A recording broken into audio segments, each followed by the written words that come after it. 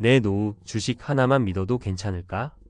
58세에 퇴직한 김영수 씨가 명는 늘 성실한 공무원이었다. 정년을 2년 앞두고 명예퇴직을 선택한 그는 퇴직금으로 받은 5억 원을 S&P 500 ETF에 전부 투자했다. 이유는 간단했다. 미국 주식은 오르면 결국 다시 오른다. S&P 500에 투자하면 710% 수익은 보장된다. 유튜브와 책에서 봤던 수많은 전문가들의 조언이 그의 선택을 뒷받침해줬다. 그러나 막상 퇴직 후 삶을 살다 보니 예상치 못한 변수들이 하나둘씩 찾아왔다. 주식시장이 단기적으로 출렁이는 건 생각보다 신경이 많이 쓰였고 투자만으로 안정적인 현금 흐름을 만드는 게 쉽지 않았다. 한편 주변 친구들은 부동산 임대업을 하거나 공무원 연금을 받으며 비교적 안정적인 삶을 살고 있었다. 김 씨는 과연 내 선택이 옳았을까? 라는 고민에 빠지기 시작했다. 퇴직 후 한 가지 자산에만 올인하는 건 정말 안전한 방법일까? S&P 500 투자가 노후를 완벽하게 책임질 수 있을까? 실제 사례를 통해 우리가 어떤 점을 고려해야 하는지 함께 살펴보자. 사례 1 투자로 자유를 얻은 60세 회사원. 60세에 퇴직한 박정호 씨가 명는 10년 전부터 꾸준히 S&P 500 ETF에 투자해왔다. 퇴직금뿐만 아니라 매달 월급의 30%를 차곡차곡 넣었고 결과적으로 퇴직할 때쯤 8억 원이 넘는 자산을 쌓을 수 있었다. 박 씨의 전략은 간단했다. 긴 호흡을 가지고 꾸준히 투자. 퇴직 후에도 일정 부분은 배당 ETF나 채권에 분산. 주식시장이 흔들려도 인출 전략을 세워 현금 흐름을 유지. 그는 투자금을 무작정 한 번에 쓰지 않고 3년치 생활비 정도는 현금화해서 안전하게 보관했다. 덕분에 시장이 폭락하더라도 생활비 걱정 없이 기다릴 수 있었고 시장이 회복되면 추가적으로 자산을 불릴 수 있었다. 배울 점 S&P 500 투자가 노후 대비에 강력한 수단이 될 수 있지만 현금 흐름을 미리 준비하고 변동성을 버틸 체력이 필요하다. 사례 2 퇴직 후 돈이 묶여버린 58세 공무원. 김영수 씨는 퇴직금 5억 원을 S&P 500에 몰빵했지만 곧바로 예상치 못한 문제를 마주했다. 첫 번째 문제는 현금 흐름이었다. 퇴직 후에는 매달 안정적인 수입이 필요했지만 주식은 일정 시점에 팔아야만 돈이 생겼다. 하지만 시장이 하락하는 동안 팔면 손해가 발생하는 딜레마에 빠졌다. 게다가 2022년처럼 큰 조정장이 올 때마다 조바심이 났고 그동안 쌓아둔 원금이 반토막 나는 걸 보며 밤잠을 설쳤다. 두 번째 문제는 긴급 자금 부족이었다. 퇴직 후에는 예상하지 못한 지출이 종종 발생한다. 자동차 교체, 건강검진에서 발견된 질병 치료, 자녀 결혼 자금 지원 등 크고 작은 일들이 쌓였다. 하지만 그는 모든 돈을 S&P 500에 넣어둔 탓에 시장이 안 좋을 때도 울며 겨자 먹기로 주식을 팔아야 했다. 배울 점 퇴직금 전액을 한 곳에 넣는 것은 위험하다. 일부는 채권, 배당 ETF, 정기예금 등으로 분산해 유동성을 확보하는 게 필수다. 사례 3 투자는 성공했지만 삶은 불행한 62세 자영업자.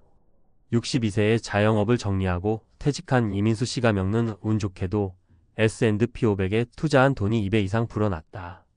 덕분에 경제적으로는 부족함이 없었지만 문제는 삶의 공허함이었다. 그는 퇴직 전까지 하루 종일 바쁘게 일하며 성취감을 느꼈지만 막상 투자 수익만으로 생활하니 하루가 너무 길었다. 별다른 취미도 없었고 동료들과 어울릴 기회도 줄어들었다.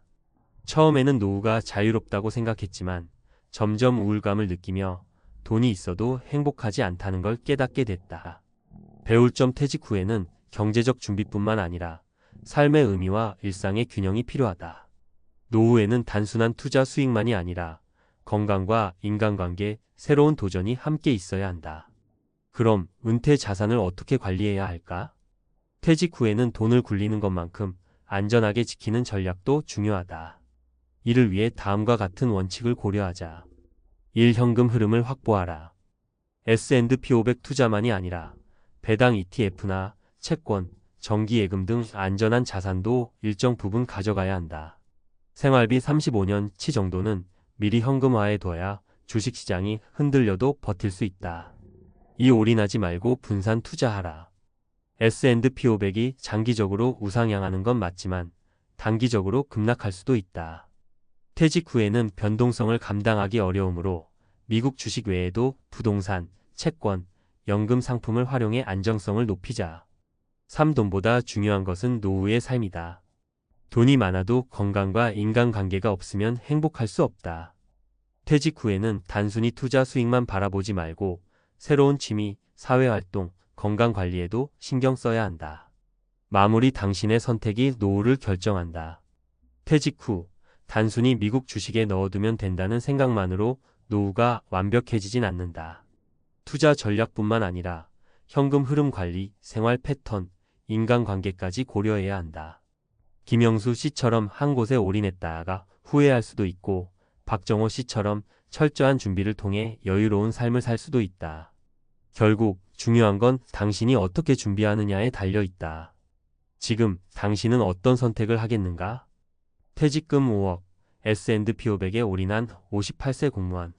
그가 배운 인생의 투자 교훈. 퇴직을 앞둔 5060대에게 가장 큰 고민은 노후를 어떻게 준비해야 할까? 일 것이다. 요즘 많은 사람들이 주식 투자, 특히 미국 시장의 대표적인 지수인 S&P 500에 주목하고 있다. S&P 500에 넣어두면 10년, 20년 후엔 해결될 거야. 이런 믿음으로 퇴직금을 전부 투자하는 경우도 적지 않다. 하지만 퇴직 후의 현실은 단순하지 않다. 주식시장은 예상보다 더 많이 출렁이고 생활비는 생각보다 더 많이 들며 예상치 못한 변수들이 수시로 찾아온다. 그렇다면 퇴직 후 자산을 운용하는 최적의 방법은 무엇일까? S&P 500에 올인해도 괜찮을까? 혹은 더 나은 전략이 있을까? 오늘은 퇴직 후 올바른 투자 전략과 자산 배분법을 전문가 칼럼 형식으로 정리해 보려 한다. 58세에 퇴직한 한 공무원의 실제 사례를 통해 배울 수 있는 투자, 교훈과 이를 바탕으로 더 나은 은퇴 자산 관리법을 알아보자. 1. 퇴직 후 S&P 500만 믿고 가도 될까? S&P 500은 분명 장기적으로 우상향하는 강력한 자산이다. 지난 100년간 연평균 710% 수익률을 기록했고 장기 투자자들에게 높은 성과를 안겨줬다. 그렇다면 퇴직 후에도 모든 돈을 S&P 500에 넣어두면 문제가 없을까? 결론부터 말하면 올인은 위험하다. S&P 500이 장기적으로 성장하는 것은 사실이지만 단기적으로는 심각한 하락장이 찾아올 수도 있다. 예를 들어 2008년 금융위기 때는 1년 만에 지수가 50% 가까이 하락했다. 코로나19 팬데믹 때도 30% 넘게 급락했다. 이런 상황에서 퇴직자가 매달 생활비를 마련하려면 어떻게 될까? 전문가 조언. 퇴직 후에는 투자 원금 보존이 최우선이다. 단기적인 시장 변동성을 견딜 수 있도록 현금 보유량을 충분히 확보해야 한다. 주식시장이 침체되었을 때도 돈을 쓸 수 있도록 다양한 자산으로 분산해야 한다. 2. 퇴직 후 올바른 자산 배분 전략. S&P 500이 좋다고 해서 모든 돈을 여기에 넣는 것은 위험하다. 그렇다면 퇴직 후에는 어떤 방식으로 자산을 배분하는 것이 좋을까? 첫 번째 원칙 35년치 생활비는 현금으로 보유하라. 퇴직 후에는 월급이 없다. 따라서 주식시장이 하락하더라도 생활비 걱정 없이 버틸 수 있도록 최소한 35년치 생활비는 현금화에 두어야 한다. 이렇게 하면 주가가 하락하더라도 불안감 없이 기다릴 수 있다. 예시. 월 생활비 300만원, 연간 3,600만원. 3년치 생활비 1억 800만원. 5년치 생활비 1억 8천만원. 이 금액만큼은 정기예금, 단기 채권, MMF 머니 마켓 펀드 등으로 보관하는 것이 안전하다. 두 번째 원칙 투자, 포트폴리오를 다양하게 구성하라. 퇴직 후에는 주식뿐만 아니라 채권, 배당주, 부동산 등 여러 자산을 활용해 안정적인 현금 흐름을 만들어야 한다. 추천 포트폴리오 예시 5억 원 기준. 현금 및 단기 채권 1억 5천만 원 30%. 배당 ETF 및 채권 ETF 1억 원 20%. S&P 500 및 글로벌 주식 2억 원 40%. 부동산 리츠 REITs 5천만 원 10%. 이렇게 하면 주식시장이 하락해도 생활비 걱정이 없다. 배당 ETF, 리츠에서 매달 현금이 나온다. 장기적으로 성장할 주식도 보유해 수익을 기대할 수 있다. 3. 퇴직 후 실패한 투자 사례에서 배우자. 이제 실제 사례를 통해 어떤 점을 조심해야 하는지 살펴보자. 사례 1. 퇴직금 5억을 주식에 올인한 60세 남성. 김씨 60세는 퇴직 후 주식 투자로 은퇴 자금을 굴리기로 했다. 5억 원을 모두 S&P 500 ETF에 넣었다. 그런데 2022년 주식시장이 30% 하락하면서 그의 자산도 3억 5천만 원으로 줄었다. 생활비가 필요해 손실을 감수하고 일부 주식을 팔았지만 하락장 속에서는 팔수록 손해가 커졌다. 결국 그는 남은 자산을 지키기 위해 아르바이트를 시작해야 했다. 교훈. 퇴직 후에는 자산 가치보다 현금 흐름이 더 중요하다. 주식시장이 하락할 때를 대비해 현금 보유가 필수다. 사례 2. 안정적인 배당으로 노후를 즐기는 62세 여성. 박씨 62세는 퇴직 후 배당 ETF 채권 S&P 500을 혼합해 투자했다. 배당 ETF에서 매달 150만원, 채권에서 연간 300만원. 주식시장이 상승하면 추가적인 자산 증가. 그녀는 시장 변동성에 휘둘리지 않고 안정적인 현금 흐름을 유지하며 여유로운 노후를 보낼 수 있었다. 교훈. 은퇴 후에는 매달 들어오는 돈이 핵심이다. 배당 ETF나 채권을 활용하면 시장 변동성과 무관하게 생활비를 확보할 수 있다. 사례 3. 부동산 주식으로 균형을 맞춘 58세 퇴직자. 이씨 58세는 퇴직 후 퇴직금의 절반 2억 5천만 원을 상가 건물에 투자했다. 나머지 2억 5천만 원은 S&P 500 ETF와 배당 ETF에 나눠서 투자했다. 결과적으로 상가 월세에서 매달 100만 원 수입 발생. 배당 ETF에서 추가적으로 150만 원 확보. 주식시장이 장기적으로 성장하면서 전체 자산도 증가. 교훈. 부동산, 채권, 배당 ETF 등 여러 자산을 활용하면 더욱 안정적이다. 주식만이 아니라 실물 자산도 고려할 필요가 있다. 결론. 노후 투자, S&P 500만으로 충분할까? 퇴직 후 투자 전략에서 가장 중요한 것은 안정적인 현금 흐름과 변동성 관리이다. 기억해야 할 핵심 원칙. 1. 퇴직 후 최소 35년치 생활비는 현금으로 확보하자. 이 주식만이 아니라 채권, 배당 ETF, 부동산 등을 활용해 자산을 분산하자. 3. 매달 들어오는 현금 흐름을 만들면 은퇴 후 삶이 훨씬 안정적이다. 퇴직 후 S&P 500에 올인하는 것은 너무 위험하다. 다양한 전략을 활용해 안정적인 노후를 만드는 것이 더 현명한 방법이다. 당신의 퇴직 후 자산 올바르게 관리하고 있는가? 나는 나름대로 준비했다고 생각했어요. 대기업 간부까지 했는데 설마 내가 취업이 안 되겠어? 이 말 아마 50대 중반을 넘긴 직장인이라면 한 번쯤은 해봤을 겁니다. 2030년 동안 조직에서 인정받고 중요한 자리까지 올라갔다면 퇴직 후에도 당연히 안정적인 삶이 이어질 거라고 믿죠. 하지만 현실은 그리 녹록지 않습니다. 대기업에서 임원급으로 퇴직한 54세의 한 남성. 그가 생각했던 퇴직 후의 모습과 실제 경험한 현실은 너무도 달랐습니다.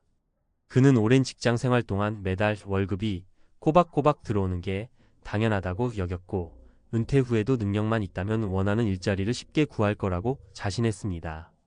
그러나 퇴직 후 몇 달이 지나도 적당한 일자리는커녕 면접조차 보기 어려운 상황이 계속되었습니다. 이야기를 듣다 보면 많은 5060대 분들이 같은 고민을 하고 계십니다. 은퇴 후의 삶이 너무나도 가혹하다는 걸 뒤늦게 깨닫는 분들이 많죠. 하지만 그렇다고 좌절할 수만은 없습니다. 중요한 것은 어떻게 준비해야 하는가? 입니다. 오늘은 은퇴 후 현실을 마주한 3가지 사례를 통해 우리가 반드시 준비해야 할 것들이 무엇인지 이야기해 보겠습니다. 1. 간부까지 했는데 설마? 54세 대기업 임원의 오만한 착각. 한때 대기업 영업팀장이었던 김진호 가명씨는 54세에 명예퇴직을 하면서 여유로울 거라 생각했습니다. 30년간 대기업에서 경력을 쌓았으니 컨설팅이나 자문 역할을 맡으면 충분히 재취업할 수 있을 거라 믿었죠. 퇴직금과 그동안 모은 자산도 어느 정도 있었기 때문에 12년 정도 쉬면서 준비하면 되겠지라고 가볍게 생각했습니다. 하지만 현실은 달랐습니다. 김 씨가 지원한 곳에서는 연차가 너무 많다. 기업 문화와 맞지 않을 것 같다. 연봉이 높을 것 같아 부담스럽다. 같은 이유로 채용을 거절했습니다. 컨설팅이나 프리랜서 시장도 쉽지 않았습니다. 대기업 출신이라는 타이틀이 통하지 않는 곳에서는 그저 나이 많은 퇴직자일 뿐이었죠. 결국 그는 자신이 가지고 있던 나는 여전히 경쟁력 있다는 착각에서 벗어나지 못한 것이 가장 큰 문제였다고 말합니다. 그는 퇴직 후 2년간 재취업을 위해 노력했지만 결국 기대보다 훨씬 낮은 연봉의 중소기업으로 들어갔습니다. 교훈. 퇴직 후 가장 먼저 해야 할 것은 내가 지금 노동시장에 어떤 가치가 있는가를 객관적으로 평가하는 것입니다. 현실을 직시하고 재취업이 어려운 이유를 분석한 후 부족한 부분을 보완해야 합니다. 2. 퇴직금만 있으면 되겠지? 55세 IT 개발자의 금전적 착각. 퇴직금, 연금, 그리고 그동안 모아둔 돈이 있으면 은퇴 후 몇 년은 문제없다고 생각하는 분들이 많습니다. 하지만 돈은 생각보다 빠르게 줄어듭니다. 이 사례의 주인공은 55세에 퇴직한 IT 개발자 이성훈 가명 씨입니다. 그는 연봉이 높았던 만큼 퇴직금도 꽤 받았고 노후 자금을 따로 모아둔 상태였습니다. 그래서 퇴직 후 1년간은 여행도 다니고 골프도 즐기며 자유를 만끽했죠. 하지만 문제는 소득이 끊긴 상태에서 고정 지출은 계속된다는 것이었습니다. 1억 정도면 몇 년은 괜찮겠지라고 생각했지만 실제로는 퇴직 후 1년 반 만에 절반 이상을 써버렸습니다. 예상하지 못한 병원비, 부모님 부양, 자녀 교육비 등 예상치 못한 지출이 계속 발생하면서 돈이 빠르게 줄어들었죠. 결국 그는 생활비를 벌기 위해 57세에 다시 일자리를 찾으려고 했지만 IT 업계에서는 50대 이상은 사실상 채용이 어렵다는 현실이 기다리고 있었습니다. 결국 경비원으로 취업해 생활비를 벌게 되었지만 처음부터 노후 재정을 철저히 계획했다면 이렇게까지 될 필요는 없었을 겁니다. 교훈. 퇴직금을 믿고 무작정 소비하는 것은 위험합니다. 은퇴 후 지출을 철저히 계산하고 수익이 지속적으로 들어오는 구조를 만들지 않으면 순식간에 빈털터리가 될 수 있습니다. 3. 내가 왜 이걸 해야 해? 60세 퇴직자의 자존심과 현실의 괴리. 60세에 퇴직한 박상민 가명 씨는 영업직으로 35년을 일한 베테랑이었습니다. 그는 사람을 다루는 능력이 뛰어났고 은퇴 후에도 다양한 곳에서 일할 수 있을 거라 자신했습니다. 하지만 60세가 넘자 대부분의 기업에서는 그를 받아주지 않았습니다. 그때 주변에서 지인이 택배 일을 해보라고 권유했지만 박 씨는 내가 35년 영업을 했는데 택배를 어떻게 해? 라며 거절했습니다. 하지만 생활비가 빠듯해지면서 결국 어쩔 수 없이 택배 일을 시작했는데 예상보다 훨씬 힘들었습니다. 하지만 한편으로는 후회도 있었습니다. 차라리 50대 후반에 시작했더라면 더 좋은 조건에서 일할 수 있었을 텐데. 박 씨는 결국 63세까지 택배 일을 하면서 퇴직 후 가장 중요한 것은 자존심을 버리고 현실을 받아들이는 것이라는 걸 깨달았습니다. 교훈. 퇴직 후 재취업을 할 때 가장 큰 걸림돌은 자존심입니다. 어떤 일이든 너무 늦기 전에 빨리 시작하는 것이 중요하며 과거 직급에 얽매이지 않고 새로운 일에 도전하는 것이 가장 현명한 선택입니다. 결론. 은퇴 준비 미리 해야 합니다. 이제 50대 후반, 60대가 넘으면 은퇴 준비는 선택이 아니라 필수입니다. 오늘 이야기한 사례에서 보듯이 나름 준비했다고 생각했던 사람들조차 예상치 못한 현실에 부딪혔습니다. 자신의 가치를 냉정하게 평가하고 부족한 부분을 보완하세요. 은퇴 후 지출을 철저히 분석하고 지속적인 소득 구조를 만드세요. 자존심을 버리고 가능한 일부터 빨리 시작하세요. 지금 당장 준비하는 사람이 은퇴 후 후회하지 않습니다. 퇴직 후 현실을 바꾸는 3가지 필수 전략. 지금까지 살펴본 사례들은 모두 하나의 공통점을 가지고 있습니다. 퇴직 후의 현실을 너무 낙관적으로 예상했다는 것이죠.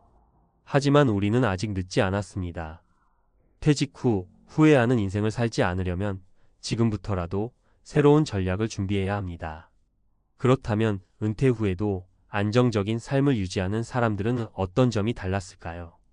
오늘은 퇴직 후 삶을 바꿀 3가지 필수 전략을 소개하겠습니다. 이것만 실천해도 퇴직 후 후회를 줄일 수 있습니다. 1. 소득 없는 삶? 절대 안 된다. 지속 가능한 현금 흐름 만들기.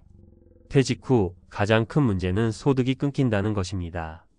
많은 사람이 퇴직금과 연금을 믿고 있지만 현실적으로는 퇴직 후에도 꾸준한 수입원이 없으면 금방 생활이 어려워집니다.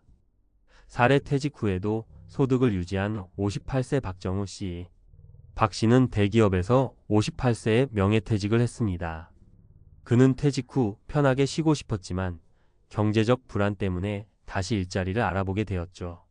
하지만 이미 대기업 출신이라는 이력은 재취업 시장에서 도움이 되지 않았습니다. 다행히 박 씨는 퇴직 전에 자신의 경력을 활용한 온라인 강의 사업을 시작했습니다. 대기업에서 배운 노하우를 정리해 인터넷 강의를 만들고 블로그를 통해 꾸준히 콘텐츠를 올렸습니다. 처음에는 수익이 적었지만 시간이 지나면서 점점 강의 요청이 늘어나기 시작했고 현재는 퇴직 전 월급의 절반 이상을 온라인에서 벌고 있습니다. 배울 점. 퇴직 전부터 소득원을 준비해야 한다. 본인의 경험과 전문성을 활용하면 새로운 기회가 열린다. 온라인을 활용하면 적은 비용으로도 수익을 만들 수 있다. 2. 돈보다 중요한 건 건강. 몸이 재산이다. 퇴직 후 많은 사람이 건강 문제로 고생합니다. 일할 때는 신경 쓰지 않았던 체력 문제가 퇴직 후에는 심각한 장애물이 됩니다. 사례 퇴직 후 건강이 망가진 60세 이창훈 씨. 이 씨는 60세에 퇴직하면서 이제야 좀 쉬면서 인생을 즐기겠다 라고 생각했습니다. 하지만 막상 퇴직 후 2년 만에 당뇨와 관절염이 심해져 병원비 부담이 커졌습니다. 건강이 나빠지면서 다시 일하려 해도 몸이 받쳐주지 않아 할 수 있는 일이 제한되었죠. 반면 같은 시기에 퇴직한 친구는 매일 운동하고 식단을 조절하며 건강을 관리했고 현재까지도 왕성하게 활동하면서 추가 소득도 얻고 있습니다. 배울 점. 퇴직 후의 삶을 즐기려면 건강이 필수다.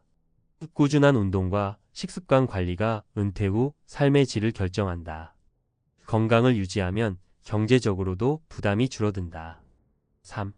퇴직 후 인간관계가 중요하다. 사람들과 연결되기. 퇴직 후 가장 외로운 것은 일할 때 형성했던 인간관계가 끊어진다는 점입니다. 회사에서는 많은 동료가 있었지만 퇴직 후에는 다들 각자 바빠지면서 연락이 줄어듭니다. 사례 퇴직 후 은둔형 생활을 한 57세 김상철 씨. 김 씨는 57세에 퇴직한 후 집에서만 생활하기 시작했습니다. 퇴직하면 좀 쉬어야지라는 생각으로 TV와 스마트폰만 보면서 시간을 보냈습니다.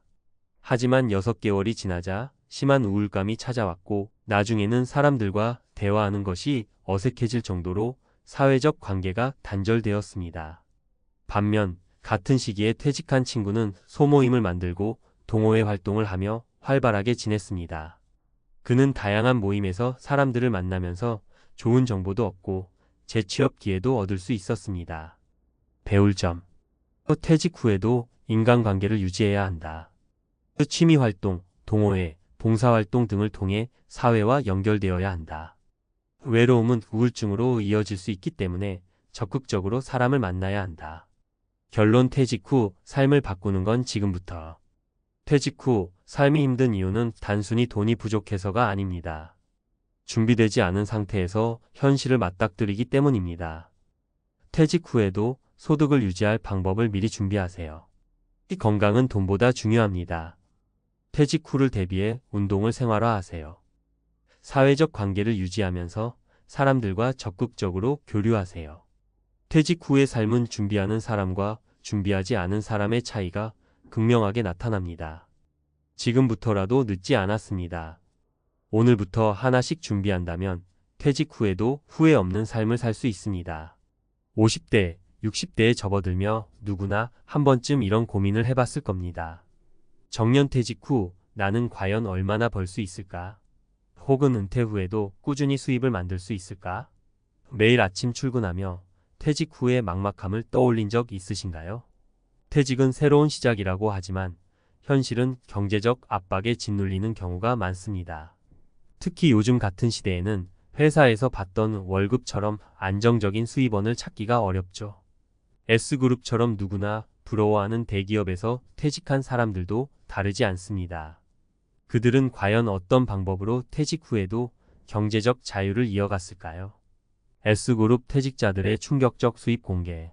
정년 퇴직 후 이렇게 벌었습니다. 퇴직은 누구에게나 큰 변화입니다. 특히 50대, 60대의 정년퇴직을 앞둔 사람들에게 퇴직은 한편으로 두려움이자 또 한편으로 새로운 시작입니다. 월급이 사라진다는 불안감과 함께 나는 앞으로 어떻게 살아가야 하지? 라는 질문이 머릿속을 떠나지 않죠. 그렇지만 이 고민을 미리 준비하고 실행에 옮긴 사람들은 퇴직 후에도 경제적으로 여유로운 삶을 살고 있다는 사실 알고 계신가요? 오늘은 실제 S그룹 퇴직자들의 사례를 통해 정년퇴직 후에도 꾸준한 수입을 만들어가는 방법을 살펴보려고 합니다. 사례 1의 경험을 나누니 돈이 됐다. 퇴직 후 강사로 성공한 김 대표. 김 대표 58세는 S그룹에서 30년 넘게 근무한 뒤 정년퇴직을 맞았습니다. 처음에는 그저 좀 쉬어야겠다는 마음이었지만 막상 퇴직 후 아무런 소득이 없는 상황이 부담스럽더랍니다. 퇴직금을 손대기 싫어서 고민 끝에 자신이 가장 잘 아는 것을 활용하기로 했죠. 김 대표는 회사에서 쌓은 노하우를 바탕으로 소규모 강의를 시작했습니다. 처음에는 56명 정도가 모이는 소규모 강의로 시작했지만 입소문을 타고 점점 더 많은 사람들이 찾아오기 시작했습니다. 현재는 기업 연수와 외부 강의를 포함해 한 달에 45회 강연을 진행하며 월 평균 300만 원 이상의 수입을 올리고 있습니다. 내 경험을 누군가와 나누는 일이라 부담도 적고 강연 준비하면서 오히려 제 자신이 성장하는 느낌이에요. 팁! 김 대표는 강연 준비 과정에서 과거 회사 경험을 체계적으로 정리하고 강연자들끼리 정보를 공유하는 모임에도 참여해 실력을 쌓았습니다. 그 결과 점점 더 많은 강의 요청을 받으며 안정적인 수입을 만들 수 있었죠. 사례 이 취미로 시작한 것이 직업이 됐습니다. 유튜버로 성공한 박씨. 박씨 62세는 퇴직 후 새로운 삶을 찾고 싶어 유튜브 채널을 개설했습니다. 처음에는 소소하게 집에서 요리하는 모습을 올리기 시작했죠. 다들 은퇴 후 집에서 뭐 해 먹어야 할지 고민이 많잖아요. 그래서 퇴직자들을 위한 간단한 요리법을 올려보자는 생각이었어요.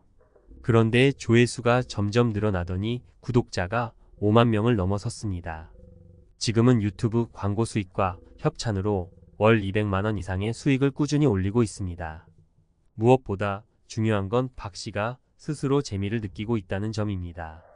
퇴직 후 혼자 시간을 보내는 게 외로웠는데 이렇게 영상으로 사람들과 소통하니 삶이 더 풍요로워졌어요. 팁! 박 씨는 유튜브 초보자들을 위한 무료 강의를 듣고 기본적인 편집 기술을 익혔습니다. 처음부터 완벽할 필요는 없어요. 일단 시작해보는 것이 중요합니다. 사례 3 작게 시작했지만 지금은 안정적이에요. 자영업에 도전한 최 씨. 최 씨 60세는 퇴직 후 작지만 오래 운영할 수 있는 사업을 구상했습니다. S그룹에서 근무할 때 배운 고객 서비스와 관리 능력을 살려 지역 주민들을 대상으로 작은 카페를 열었죠. 최 씨는 처음부터 큰 돈을 투자하지 않았습니다. 카페도 아파트 상가의 작은 공간을 임대해 운영했고 메뉴도 간단한 커피와 샌드위치 위주로 구성했습니다. 그 결과 초기 비용 부담을 줄이고 안정적으로 시작할 수 있었습니다. 지금은 단골 손님도 많아져 월 순수익 15만 200만 원을 꾸준히 올리고 있습니다. 제 이름으로 된 공간에서 사람들을 만나는 일이 생각보다 행복해요. 팁! 최 씨는 고객과 소통하는 데 집중했습니다. 작은 공간이지만 손님 한 명 한 명에게 정성을 다해 대하며 자신만의 특별한 분위기를 만들었습니다. 퇴직 후 경제적 여유를 위한 준비는 필수. 퇴직 후에도 돈을 버는 길은 다양합니다. 중요한 것은 자신의 강점을 활용하고 새로운 길에 도전하는 용기를 가지는 것이죠. S그룹 퇴직자들의 사례에서 보듯이 퇴직 후 수입을 만드는데 특별한 기술이나 대규모 투자가 필요하지는 않습니다. 오히려 꾸준히 실행하고 작게 시작하는 것이 가장 큰 성공의 비결입니다. 50대, 60대의 퇴직은 끝이 아니라 또 다른 시작입니다. 지금부터 작은 준비를 시작해 보세요. 퇴직 후에도 벌 수 있다는 자신감과 함께 여러분의 두 번째 인생이 더 빛나길 응원합니다. 정년퇴직 끝이 아닌 새로운 시작의 기회 전문가 칼럼. 50대와 60대는 인생의 전환점입니다. 정년퇴직이란 낯선 문턱 앞에서 많은 사람들이 이런 고민을 합니다. 내가 퇴직 후에도 경제적 여유를 가질 수 있을까? 하지만 걱정만 한다고 답이 생기진 않습니다. 중요한 건 퇴직 후에도 자신만의 길을 찾는 법입니다. 이번 칼럼에서는 전문가의 시각으로 퇴직 후 수입을 만들기 위해 꼭 알아야 할 핵심 전략과 팁을 말씀드리겠습니다. 1. 퇴직 후 수입, 새로운 패러다임으로 생각하기.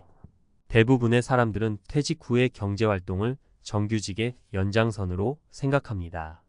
하지만 퇴직 후의 수입은 과거와 다른 방식으로 접근해야 합니다. 더 이상 안정된 월급이 들어오지 않는다는 사실을 받아들이고 그 틈을 채우기 위한 새로운 형태의 경제활동을 찾아야 합니다. 핵심 팁. 퇴직 후의 수입은 작게 시작해 크게 키운다는 마음가짐이 중요합니다. 월급이 아닌 작은 프로젝트 단위의 수입원부터 찾아보세요. 사례로 본 김 대표처럼 자신의 경험과 전문성을 활용해 강의를 하거나 박 씨처럼 유튜브 같은 디지털 플랫폼을 활용하는 것도 좋은 방법입니다. 2. 퇴직자들에게 필요한 3가지 핵심 수입 전략. 퇴직 후 경제적 자유를 확보하기 위해서는 자신에게 맞는 전략을 세워야 합니다. 이를 위해 제가 추천하는 3가지 방향을 소개합니다. 1. 기존 경험 활용하기. 내가 가장 잘하는 일을 살리자. 퇴직 후 가장 쉽게 시작할 수 있는 방법은 자신이 이미 알고 있는 것을 활용하는 겁니다. 김 대표가 회사에서 배운 노하우를 강의로 전환한 것처럼 여러분도 회사에서 쌓은 경험을 다른 사람들과 나눌 수 있습니다. 예를 들어 HR 업무를 했던 분은 취업 컨설팅을 시작할 수 있고, 마케팅에 능숙했던 분은 소규모 기업을 대상으로 디지털 마케팅 강의를 할 수 있습니다. 요즘은 강의 플랫폼이나 온 오프라인 교육기관과 협업하면 강의 기회를 쉽게 찾을 수 있습니다. 이 디지털 시대를 활용하기. 취미가 돈이 되는 시대. 디지털 플랫폼의 발전은 퇴직자들에게도 많은 기회를 제공합니다. 유튜브, 블로그, 전자책 출판 등은 초기 자본 없이 시작할 수 있는 좋은 수단입니다. 박 씨 사례처럼 간단한 요리법이나 일상 콘텐츠를 공유하며 사람들과 소통하는 것만으로도 수익을 창출할 수 있습니다. 중요한 건 꾸준함입니다. 초반에 큰 성과를 기대하기보다는 일단 시작하고 나서 점차 성장하는 것을 목표로 삼으세요. 3. 소규모 자영업. 작게 시작해 크게 만든다. 최 씨처럼 소규모 자영업도 퇴직 후 경제적 안정성을 확보할 수 있는 좋은 방법입니다. 단, 처음부터 대규모 사업에 도전하기보다는 작게 시작하는 것이 중요합니다. 카페, 동네 공방, 재배 농산물 판매 등 초기 비용이 적게 드는 사업을 추천합니다. 3. 퇴직 후에도 배우는 자세가 중요하다. 퇴직 후 수입을 만들기 위해 가장 중요한 것은 계속 배우는 자세입니다. 많은 퇴직자들이 새로운 기술을 배우는데 어려움을 느끼거나 겁을 냅니다. 그러나 디지털 강의, 무료 세미나, 커뮤니티 활동 등 배울 기회는 생각보다 많습니다. 핵심 팁. 지자체나 노인복지센터에서 제공하는 무료 교육 프로그램을 찾아보세요. 온라인 플랫폼에 쿠팡 파트너스, 네이버 스마트 스토어 활용법을 배우는 것도 추천드립니다. 배우지 않으면 정체된다는 말처럼 배움은 퇴직 후에도 인생을 풍요롭게 만드는 열쇠입니다. 4. 퇴직 후 경제적 여유를 위한 현실적인 조언. 정년퇴직 후 안정적인 경제활동을 지속하기 위해서는 다음과 같은 현실적인 준비가 필요합니다. 1. 소규모로 시작하기. 퇴직 후엔 모든 걸 한꺼번에 투자하려는 유혹이 있습니다. 하지만 소규모로 시작해 리스크를 줄이는 것이 가장 중요합니다. 자본금이 적어도 운영 가능한 사업 모델을 찾으세요. 예를 들어 플리마켓에서 물건을 판매하거나 중고 물품을 재판매하는 것도 작은 시작이 될 수 있습니다. 이 네트워크 활용하기. 퇴직 후 새로운 일을 시작할 때 기존의 네트워크를 활용하는 것이 큰 도움이 됩니다. 과거 직장 동료, 지인들에게 도움을 요청하거나 협업 기회를 찾아보세요. 네트워크는 새로운 프로젝트나 고객을 찾는 데 큰 자산이 됩니다. 3. 금융 계획 세우기. 퇴직 후에는 경제적 여유를 위해 철저한 금융 계획이 필요합니다. 퇴직금을 단기간에 소진하지 않도록 장기적인 계획을 세우세요. 안정적인 투자처를 찾거나 전문가의 도움을 받아 적정한 자산 배분을 진행하세요. 퇴직 후에도 성공적인 경제활동을 위한 메시지. 정년퇴직은 더 이상 과거처럼 일의 끝이 아닙니다. 오히려 자신의 경험과 강점을 살려 새롭게 시작할 수 있는 기회입니다. S그룹 퇴직자들의 사례에서 보듯이 퇴직 후 경제적 여유는 준비하는 사람에게만 찾아옵니다. 퇴직 후 삶을 두려워하기보다는 한 걸음씩 나아가며 자신만의 길을 만들어 가십시오. 여러분의 노력과 도전이 더 나은 미래를 만들어 줄 것입니다. 퇴직 후에도 내가 경제적으로 독립할 수 있다는 믿음, 그 첫걸음을 오늘 시작해 보세요. 은퇴 후 한국에 돌아왔지만 내 예상은 완전히 빗나갔다. 솔직히 말해서 저도 한국에서의 은퇴 생활이 이렇게 다이내믹할 줄은 몰랐어요. 해외에서 오래 거주하다 보니 머릿속으로는 그래도 고향이니까 편안하고 익숙하겠지, 사람들도 따뜻하게 대해줄 거고 무엇보다 은퇴자 복지도 잘 되어 있겠지? 이렇게 막연하게 생각했죠. 그런데 막상 돌아와 보니 예전과는 너무 많이 달라진 한국의 분위기나 문화를 따라가기 쉽지 않았고, 또 생각보다 만만치 않은 경제적 사회적 현실에 부딪히면서 예상이 완전히 빗나갔다고 느꼈습니다. 제가 왜 이런 이야기를 하냐면, 은퇴 준비를 한다는 게 단순히 돈이 얼마나 있느냐만의 문제가 아니라는 걸 몸소 깨닫게 되었기 때문이에요. 물론 재정 상태가 중요하기는 하지만 그 외에도 내가 어디에 정착해야 할지, 주변에 사람들은 있는지, 건강은 어떤지, 의료복지는 어떻게 되어 있는지 같은 여러 요소가 복합적으로 작용하더라고요. 그 와중에 한국이라는 곳은 또 워낙 경쟁이 치열하고 빠르게 변하는 환경이라 수십 년 만에 돌아온 사람에게는 때로 낯설고 버겁게 다가올 수밖에 없었어요. 오늘은 제가 알게 된 몇 가지 사례들을 나눠볼까 해요. 저를 비롯해 해외에서 오래 살다 은퇴 후에 귀국하신 분들 중에 다양한 사연이 있거든요. 다들 저처럼 고향에 돌아가면 더 편하고 행복하게 살 수 있지 않을까 하는 바람으로 오셨겠지만 실제로는 각자 나름의 시행착오를 겪으며 적응해 나가고 있어요. 이 사례들이 혹시라도 은퇴 이후의 삶을 준비하고 있거나 혹은 해외에서 귀국을 고민하는 분들께 작은 참고가 되기를 바랍니다. 재취업이 이렇게 어려울 줄이야. 내가 아직 일할 수 있는데. 첫 번째 사례는 저와 비슷한 나이대의 A씨 이야기예요. 이분은 미국에서 30년 넘게 살았고 거기서 요식업 쪽으로 작은 레스토랑을 운영하면서 자녀들도 다 키웠죠. 미국에서 은퇴를 하면 아무래도 생활비가 꽤 들고 또 미국 사회보장제도의 혜택이 생각보다 넉넉하지 않아서 한국에 돌아와서 작은 가게를 다시 열까 하는 마음으로 귀국을 결정했다고 해요. 근데 막상 돌아와서 부동산부터 알아보니 가게세가 만만치가 않더랍니다. 한국은 지역 상권이 굉장히 빨리 바뀌고 월세도 올라가고 권리금이라는 복잡한 제도도 있어서 A씨가 생각하던 것보다 훨씬 많은 초기 자본이 필요했대요. 게다가 몇 달간은 수입이 불확실한 상태에서 월세나 관리비는 고정으로 나가야 하니 부담이 크다고 하더라고요. 결국 A씨는 차라리 돈 좀 모아놓은 걸로 조그만 가게 하지 말고 계약직이나 파트타임 일자리를 구해볼까 해서 취업시장에 뛰어들었어요.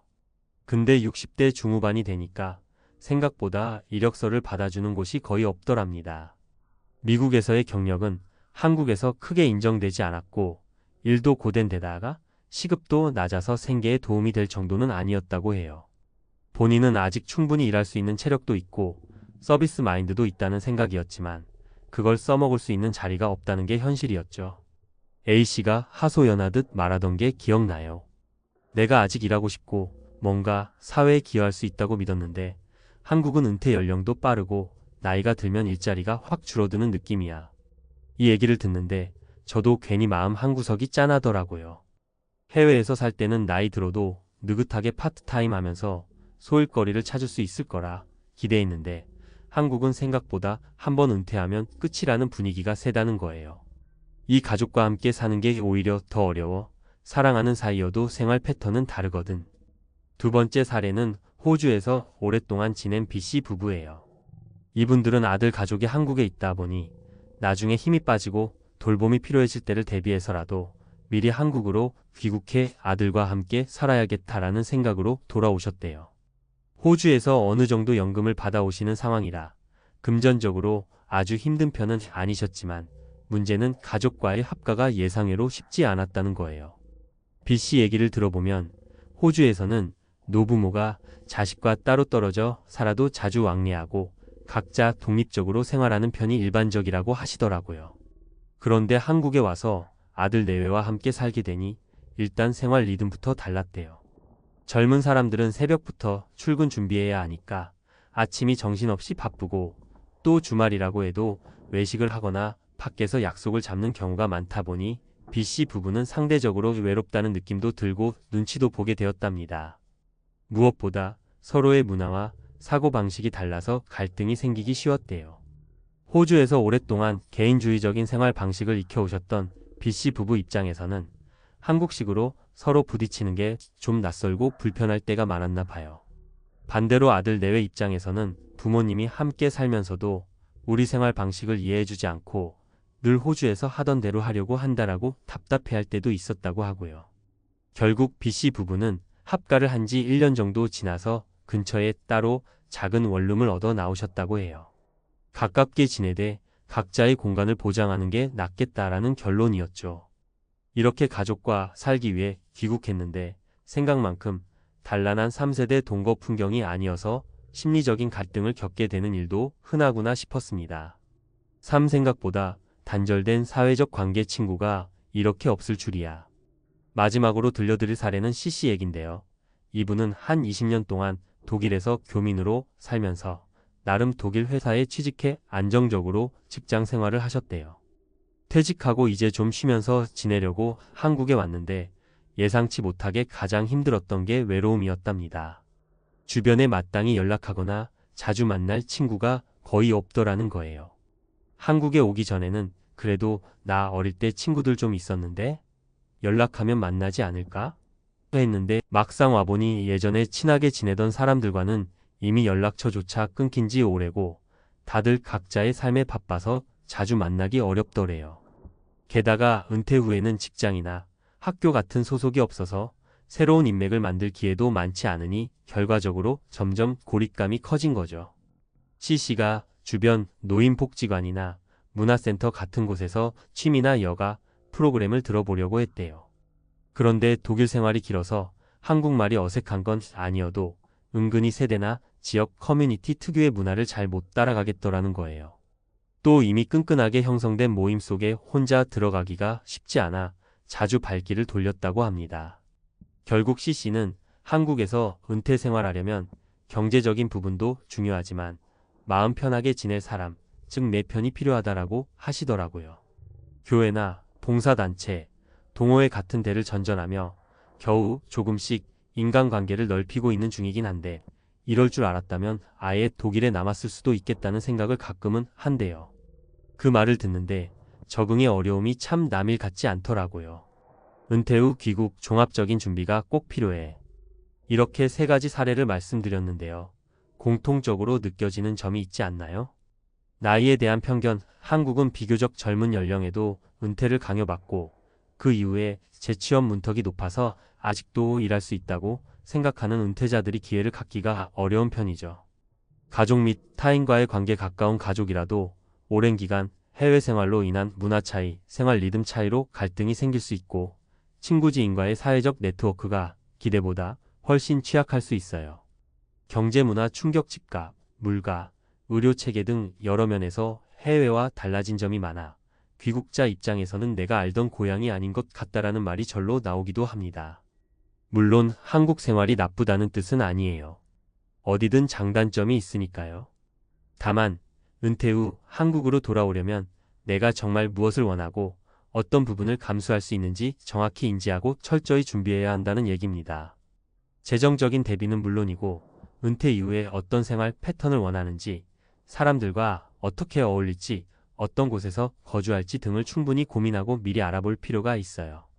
요즘은 지역 커뮤니티나 은퇴자 모임 같은 것도 늘어나고 있으니 귀국하기 전부터 온라인으로 정보를 공유하거나 같은 고민을 가진 분들과 미리 소통해 보시는 걸 추천드려요. 그리고 가능하다면 부분 귀국을 해보는 것도 방법일 수 있죠. 예컨대 한두 달 정도 한국에서 살아보면서 거주 환경이나 마켓, 교통, 병원 등을 미리 체험해보는 거예요.